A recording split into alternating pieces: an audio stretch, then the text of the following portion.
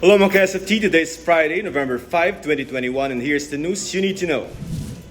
Natagpuan ko po yan sa garahe po namin. Yan ang tugon ng stockholder ng kumpanyang iniuugnay sa Farmally na si Nono Lin nang tanungin sa Senado kung paano niya na-acquire ang Lexus na nagkakahalaga ng 8.8 million pesos. Sinabi ni Lin na nagugulat na lamang siya sa mga sasakyan na nasa garahe ng kanilang bahay at nagugulat rin kapag wala na ang mga ito. Ang asawa raw niyang si Lin na naiugnay rin kay dating Presidential Advisor Michael Yang ang bumibili ng kanilang mga sasakyan. Sa pagdinig sa Senado, binanggit din na kabilang sa mga kotseng pagmamayari ni Lin ang isang Range Rover na nasa 11.9 million pesos na binili noong January 2020 at isang Toyota Land Cruiser na 4.8 million pesos naman na binili noong July 15, 2020. Samantala, opisyal na pinapaaresto ng Senado si dating Budget Undersecretary Christopher Lloyd Lau, ang officer in charge ng Procurement Service ng DBM o PSDBM nang namili ang gobyerno ng mga supplies pantugon sa COVID-19 na umabot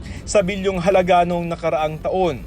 Aksidenteng nakalunok ng PISO ang 2 taong gulang na batang babae sa Makilala, Cotabato. Isinugod ang bata sa ospital at nakita sa x-ray ang nakabarang barya sa lalamunan nito. Sumailalim na sa operasyon ng bata at matagumpay na nakuha ang barya. Nasa mabuting kalagayan na ang bata at nagpapagaling na ito ngayon. For the first time, nakapagbakuna ng 1 milyon doses ng COVID-19 vaccine sa bansa kahapon. Yan ang inanunsyo ng Malacanang. Sa kabuuan, umabot na sa 28.7 milyong mga Pilipino ang fully vaccinated. Pero malayo pa yan sa target na dapat mabakunahan na nasa 80 to 90 million Filipinos.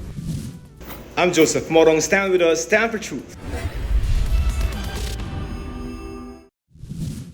Global warming at pagpapababa ng greenhouse gas emissions. Ito ang pakay ng mga bansang lumagda sa United Nations Framework Convention on Climate Change o UNFCCC. Sa kabila ng isang taong pagkakaantala ngayon ang ika-26 na pagpupulong mula sa unang Conference of Parties o COP noong 1995. Bakit nga ba ito mahalaga? At ano ang papel ng Pilipinas pagdating sa climate change? Here's Richard Hederen.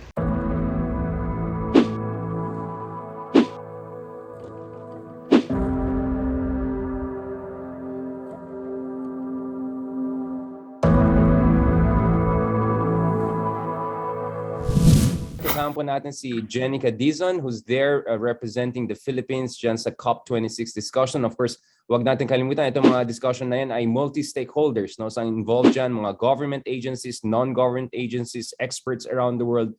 Dahil po napakataas yung stakes. These are very high stakes negotiations and discussions. So dapat lahat involved, participatory yung process of negotiation. Jenica, can you give us some overview of what's the general mood there? Cautiously optimistic. I think because we skipped a year, I think crucial itong COP26 ngayon kasi every 5 years, bumabalik yung mga bansa para i-review yung kanilang mga commitments, para i-discuss itong pagbabago sa klima o crisis sa klima, yung climate change na sinasabi natin, which is largely driven by global warming because of greenhouse gas emissions. So itong greenhouse gas emissions, ito naman yung mga gas, so carbon dioxide, methane, ozone na naiiwan sa ating paligid at hindi na nakakalabas yung init ng panahon. Kaya dahil umiinit yung mundo, nagkakaroon tayo ng mas mga extreme weather events. Ang climate change talagang pinaka-nararamdaman natin in terms of water.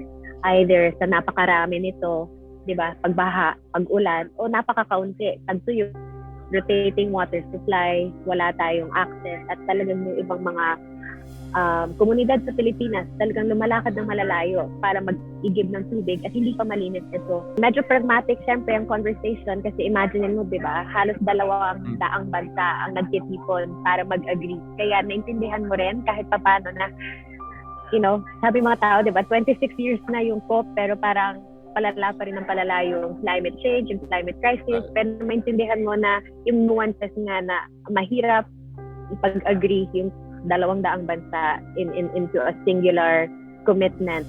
Pero yun ang kailangan dahil wala na tayong oras.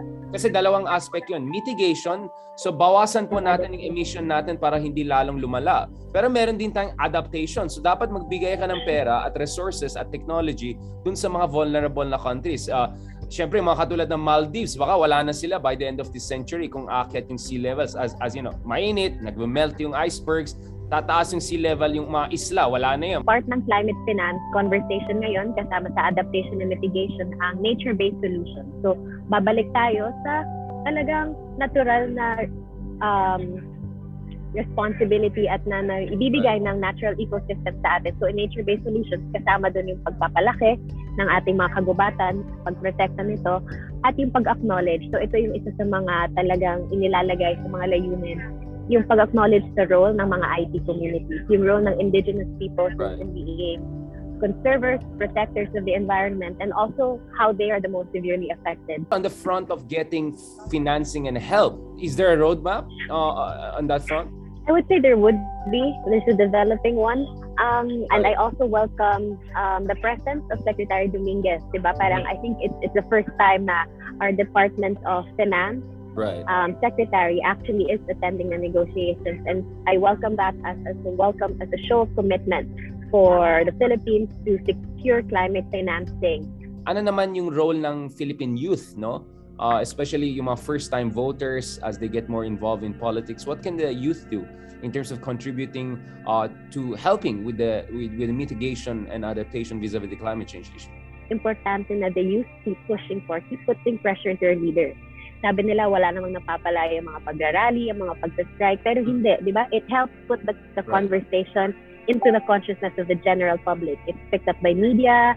Talagang mas napapalaganap yung kaalaman ng mga tao dahil may mga nagpupunta sa kalsada para mag-rally at mag-pressure sa ating mga leaders na nandito para kumuha ng commitment at magbigay ng kanilang mga pangako rin and strategy to really operationalize. Kasi madaling magsabi, madaling mag-commit, pero yung mga kung paano ba nila ito operationalize, ang talagang kailangan natin bantayan. Yung compliance, no? Yung enforcement ng compliance, napakamalaga. Right? At the end of the day, and implementation.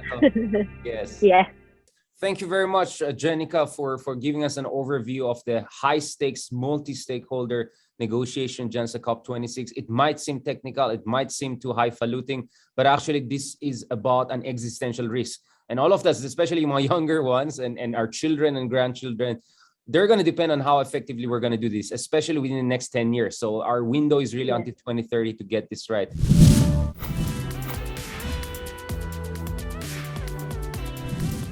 Simula ngayong araw, November 5 hanggang November 21, ay isasailalim na sa Alert Level 2 ang Metro Manila. Yan ang napagdesisyonan ng IATF. For the record, mga ka-Stand for Truth, ano-ano ang mga pwede nang gawin sa ilalim ng Alert Level 2.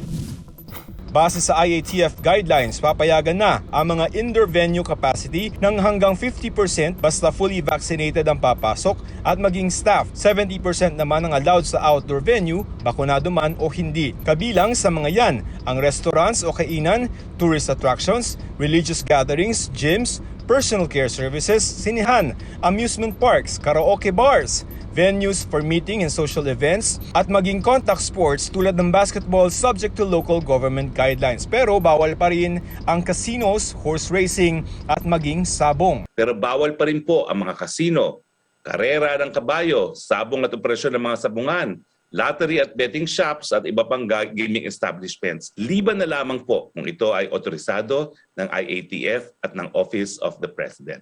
Ayon sa IATF, ibinaba ang alert level system sa NCR dahil na rin sa pagbaba ng bilang ng kaso ng COVID-19 at sa pagtaas ng bilang ng mga nabakunahan sa rehiyon. Simula December 1 ay mag-aanunsyo ng susunod na alert level system tuwing 15 at 30 na ng buwan.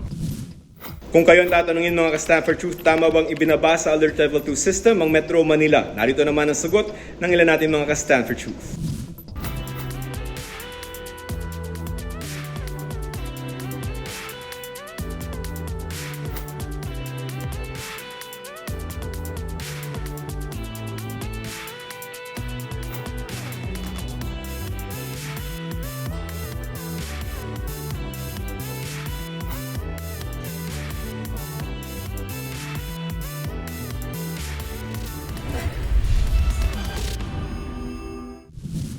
And that's all for today, mga KSFT. Don't forget to like and follow Stand for Truth Jimmy Facebook page for the latest updates. I'm Joseph Morong. Stand with us. Stand for Truth.